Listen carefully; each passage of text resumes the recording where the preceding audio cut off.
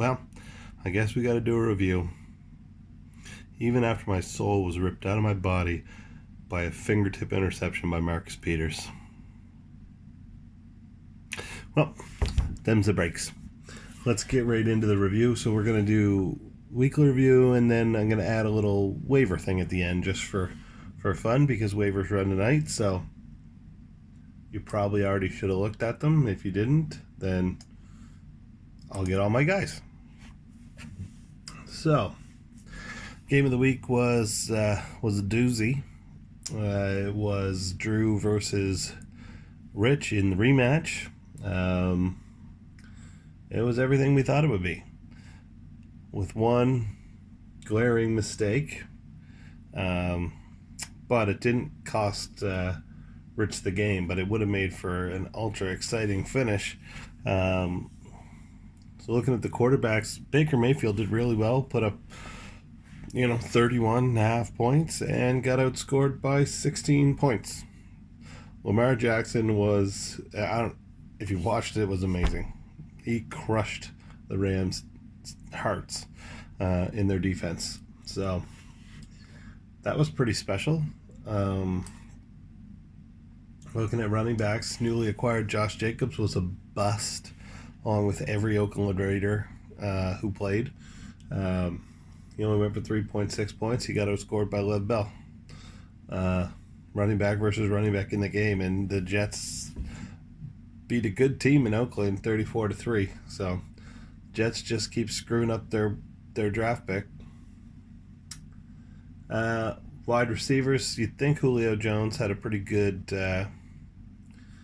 advantage over Kenny Golladay with what's his name, Driscoll, throwing him the ball, but they were a wash.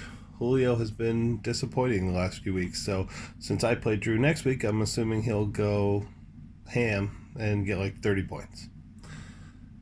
Tight ends was a smash. Zach Ertz outscored Jonnu Smith by 14.7 points. So Jonnu got one target for didn't get any targets, got 4 rushing yards. And Ertz got 91 yards and a touchdown, so that wasn't even close. Flex is where Rich made his money, just like I said he would. For Drew, Allen Robinson had a great game, 19 points. Sony Michel showed up a little bit in the bad weather with 85 yards. He got 8.5 points. But Cortland Sutton, they did nothing against Buffalo. So, not bad. So that's about 30 points for the 3 flex combined for Drew. But if you look at the flex on the other side, you got Ingram getting 24 by himself. Coleman 13, so there's 37 right there, and then you got 8 from Mixon. So he just made up all the points from the tight end, is what it was. Looking at kickers, Oakland sucked, so their kicker sucked, and Fairbairn did fine. 2 pats, 2 field goals, 8 points, nothing major, but that one. And then you got the defense. So one of Rich's strengths all year has been his defense. This time he got 21. Like I say, anytime you get 20 points out of your defense, it's a good game. Well, Drew got 29. So he almost got 30. And Calais Campbell, let's just talk about this for a second. He got 1 tackle and 1 forced fumble for 3 points. That forced fumble was on Derrick Henry when he couldn't be stopped, and they turned it around and turned it into a Leonard Fournette touchdown. So you could say that Calais Campbell's 3 points is the reason I lost to Yip, because that was, so maybe Derrick Henry doesn't score. Maybe just look at it, it's an 8-point swing, because Fournette ran 20 or 30 yards on that drive and a touchdown. So maybe it's a 10-point swing, because he also got, anyway, that's my matchup. Kind of obsessed. Told Derek I've been thinking about it all day. Anyway, Schobert shows up again for play on words, but shows up again for Drew, 12 points. And Eric Reed, 14 points for Carolina in their loss, but Geez, when your DB's getting 14, you're doing something right. Like I said, down on the bench, Jarvis Landry, Will Fuller, Jamal Williams, all had good games. Deebo Samuel, all had good games for Rich. Tyler Boyd and Robbie Anderson had good games for Drew. So these two teams put up some points. They could do it again. I hope Drew doesn't, but Lamar Jackson looks like we'll call him the MVP of the week. He had 47 points. Probably going to be the MVP of the league. And, man, what a game that's going to be. 2 o'clock on Sunday, Lamar versus the Niners D. So, I thought Rich would beat Drew. I was wrong. That's another theme. These last 2 weeks, I've picked what I wanted to happen. Instead, it's a lot harder to keep track of what you do when you don't write anything down. I picked what I want to have happen instead of what actually happened, and it hasn't worked out well for me. The next game's my game. Mike, hasn't scored over 78 points in, I don't know, since last year, seems like. It's like 5 or 6 games. Well, he scored over 78 today. 120. Third highest scoring team of the week. To rip out my soul. What can you do? Key players, Leonard Fournette. If it wasn't for Lamar, Leonard would be the MVP of the week. Leonard Fournette had his best game of the year, scored 2 touchdowns, has barely scored all year, 160 yards total. Really good game for Leonard Fournette. A.J. Brown. If you play crappy players enough, eventually they're going to hit. Now, I shouldn't have said that. A.J. Brown's a good player, but for fantasy, he's been a big Deshaun Jackson, only with no consistency. But he scored 19.5 points. He had a great game. And Jared Cook showed up big time. 16 points. So, how did Yip get to 120? The 3 of them combined got him as many as he scored in his game against Calder, when Calder won with under 70 points.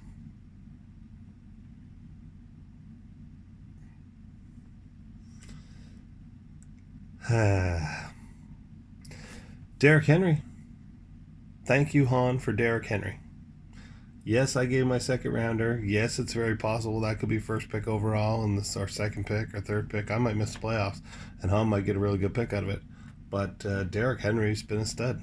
He scored 27 more points. Had a fumble. Cost me the game. Odell Beckham Jr. finally gets into the end zone again. So I knew if I played him against Miami, he'd have a decent day. And finally, I guess Deshaun Watson had 22. So I didn't have any busts, but I didn't have any studs either. You know, Luke Kuechly has been letting me down, though. I'll call him a bust. 9.5 points. Or 6.5 points. Not enough.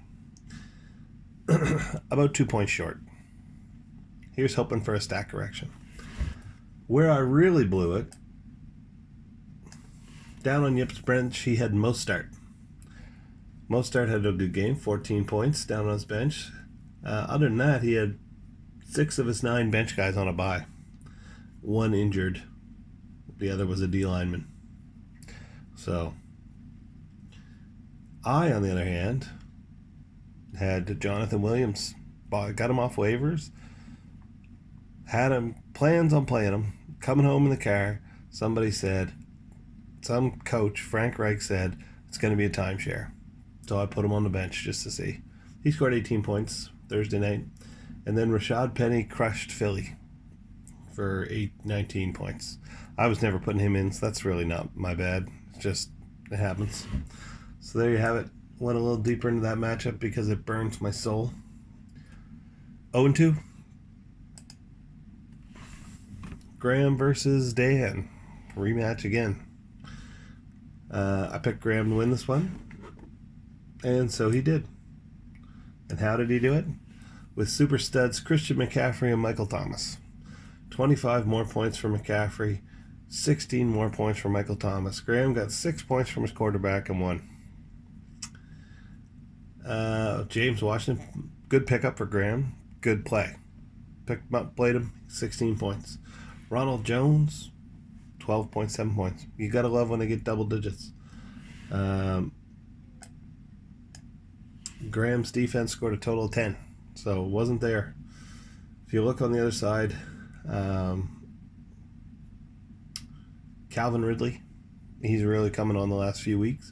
Ever since the bye week, he had another 17-point game. Tannenhill, pickup of the week. I wouldn't have made him the MVP over Fournette. No, because Dan lost. If Dan would have won, maybe. But he picked Tannenhill up off the waivers, and he went for 35 points. So, great game. Great pickup. If you remember the preview, I had a little bit of a breakdown, wondering somebody was going to play Dwayne Haskins. Kamara goes for 10, but no touchdowns. You get some busts on Dan's side. And the tight ends scored 2.1 points combined, so both of those guys were busts. But Amari Cooper was totally shut down by Gilmore. I know it was bad weather, but he got 0 catches. He got tackle.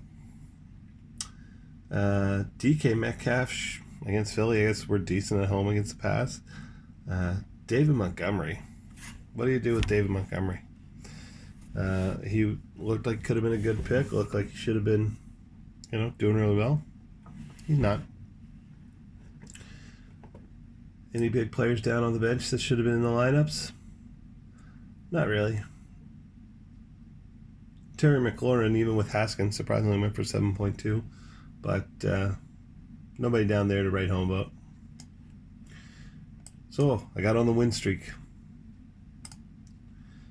And then I picked Hahn. I don't think the jinx is back. I think I just thought Hahn was due since he also beat me. But he did much better than last week, but he still only scored 88 points. Matty Ice, second highest scoring team of the week with a 10-point quarterback. So how did Matty Ice do that? Who are the key players in this game? How about some Chris Godwin? 30 points at the wide receiver position. Awesome. Awesome day. George Kittle, 19 points on his return from injury. Great day. He played Latavius Murray. Most people wouldn't play Latavius Murray, but Matty Ice did, and it paid off. He got 12 points. Great play. Golden Tate, another good game. Edelman, solid, but no big stars other than those guys. Even Aaron Rodgers looked awful. He had 10 points. But he was still his best quarterback because Dak on his bench got 6. Stars for Hahn, he really had one. It was the perfect Jameis Winston game. 313 yards, 3 touchdowns, 2 interceptions. Winston has a chance for the second time in history to lead the NFL in passing touchdowns and interceptions. That's impressive. Who else? Devontae Adams. If I wouldn't have made that trade, I would have won. But Devontae Adams got 12.3 points. He's going to be a great keeper for Hahn. I'm going to try and forget that I ever had him.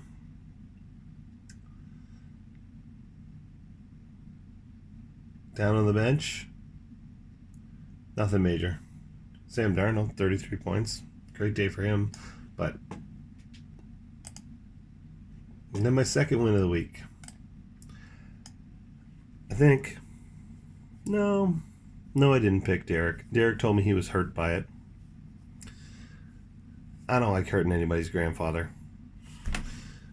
And Derek, he already felt bad enough for his grandson, Rich, for losing again to Drew.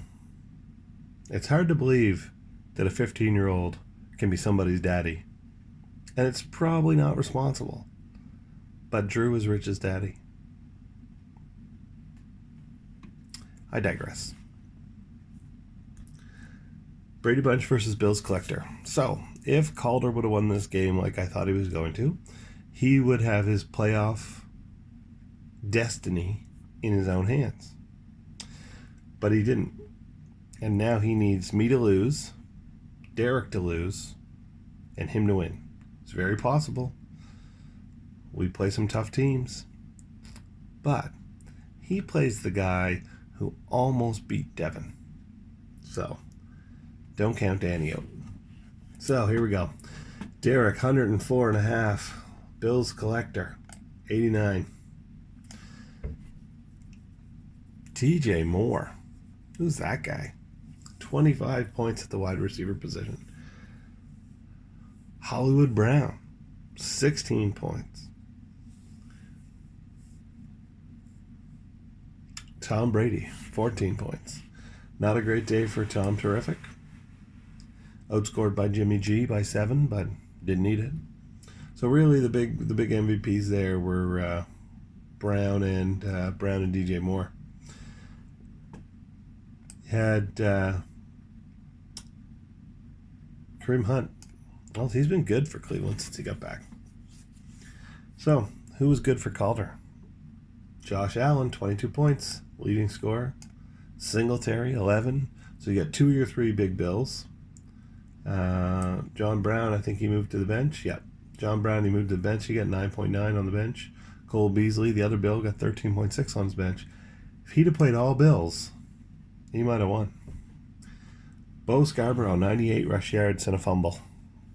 So it would have been good, but fumbles are killer. The big, weird stinker was Jamison Crowder. Crowder's been Darnold's go-to guy, and he got 18 yards. Dallas Goedert. Who's catching the ball for Philly? Just Ertz, I guess. Great. DJ Chark. Newly acquired DJ Chark. Bust. Well, yeah, bust. Nick Foles threw the ball 50 times almost. He got a 2-point conversion and 38 receiving yards. Because they hyper-targeted Leonard Fournette. They lost by 15, so maybe that wasn't the best decision. But, whatever. Zeke Elliott, 12.6. So, Calder had some guys do okay. His running backs, quarterback, but 89 points, not enough to beat Derek. So, I'm 2-3. I got 1 game left. No, sorry. I'm 1-4. 1 game left. Devin versus Danny, and I picked Devin. Devin pulled it out of the fire on Monday night. Devin's big 2 were Nick Chubb with 22 and Nick Hopkins with 21. Those were his big stats. Busts for Devin. T.Y. Hilton, 18 yards. Tyler Lockett, 38 yards. Mark Andrews, in a 45-6 win, he had 45 receiving yards. Russell Wilson, 10.5 points against Philly. So, I mean, really not a great game for Devin. 91 points. Wouldn't have beat many teams, but he beat Calder. He would have beat Calder. He wouldn't have beat Derek, and they play next week. On the other side, Danny, oh man, he was so close to pulling it out. Drew Brees, 27 points. He was the best player. No one else really did anything to note. Cooper Kupp, what happened to Cooper Kupp? You got to play him every week. He had 200 receiving yards. He's Goff's best friend. 35 receiving yards and a tackle. Marvin Jones against Washington. Detroit lost to Washington. 5.6 points, 46 receiving yards, and a tackle. A lot of tackles this week. DeMauro Davis for New Orleans was his next best player other than Drew Brees. 13 points at the linebacker position. That was a good day. Real good day. Down on the benches for these guys, I don't know. I'm kind of jumping all around. You can tell I'm a little out of sorts. Now, if he would have played Robert Woods, he would have beat Devin. But why would you play 2 Rams receivers against a great Baltimore defense? You never would do that. Danny might have thrown that down. They didn't. Biggest bust for Danny was that guy that I don't know who he is. M. Johnson, wide receiver for Indy, 0.47 points. looks like he must return kicks. Otherwise, those are the matchups. So, I was doing really well with the picks, then I lost track, and now the last 2 weeks, I think I'm 3-9. Not good. Now, said I was going to do a little something on waivers. So I thought about this, trying to think of what other things would be fun to talk about. So, looking at waivers. Ready around tonight. Who's available? Number one waiver pickup of the week, whoever gets him, is going to be Benny Snell. So it seems James Conner's not going to play this week. And so Benny Snell got 20 carries. And he's going into Cleveland with Duck Hodges as his quarterback. Benny Snell's probably going to get a few carries. Number two, for running backs, probably LaShawn McCoy or Darrell Williams. Pick your poison. Nobody on Damian yet. There are no word on Damian Williams yet, coming back from the bye, whether or not he's hurt really bad. But those are the two big ones. Benny Snell. Looking at wide receivers, there's one guy who's pretty hot out there. I dropped him last week, is Randall Cobb. Randall Cobb would be a good pickup for somebody. So I would say Benny Snell and then Randall Cobb. Those are probably your two best waiver guys out there. If there's anybody else, it's if you can get the right guy from Kansas City. If Damian misses, you can grab LaShawn McCoy or Darrell Williams, and they'll have a role, and they'll be on Andy Reid's team, and they're going against Oakland Raiders. So I'd say there's your top three. Looking at the quarterback position, Andy Dalton's on there. He's going to go against the Jets. He's back. Nick Foles is a good matchup against Tampa Bay. I would say Nick Foles is probably number one. Kyle Allen going against Washington, that could be a good matchup for somebody. Washington's bad. Kyle Allen feasts on bad defenses. So if somebody was looking to go away from their quarterback, who might be playing against the New England Patriots, somebody might be looking to pick one of those guys up and play him instead of D. Watson. Sorry. Deshaun W. No one will ever figure who that is. Other than that, I would say good luck. Sucks to lose to the last place team when you're trying to hunt for a playoff spot. And it's a little bit all over the place, this review, but just remember, put your Benny Snell waivers in. You might get them. You never know who down at the bottom isn't paying attention. I know I got my Benny Snell waiver in. Before we go, was there any tight ends? Jack Doyle. If you need a tight end, Eric Ebron is going for double ankle surgery. So that means Jack Doyle's the number one tight end in Indianapolis. So there's that. He's got little baby hands, but he's the number one guy. All of a sudden, out of the blue.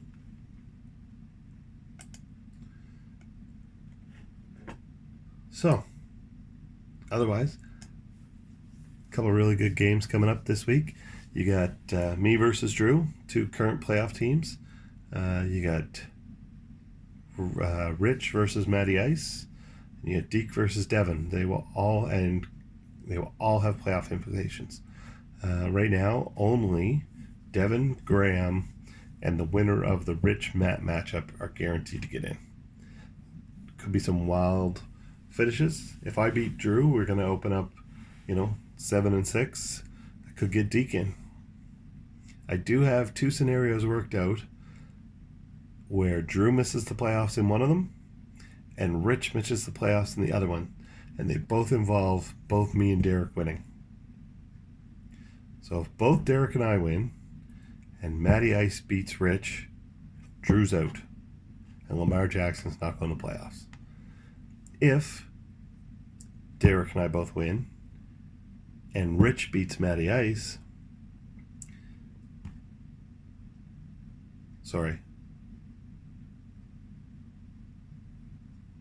if the first scenario, Let's start that one over. If Derek and I both win and Matty Ice beats Rich, Rich is out. Because Rich lost to me and he lost to Drew twice. If Rich beats Matty Ice, Drew is out. So, there's a few win and you're in scenarios out there, and some people need some help. The most interesting one is if Derek and I both lose and Jason Calder wins, my bold prediction is right. I might have to quit the league, but my bold prediction is right. So, it'll be fun. Previews coming up. Don't forget it's American Thanksgiving. Set your lineups. You got 3 games on Thursday.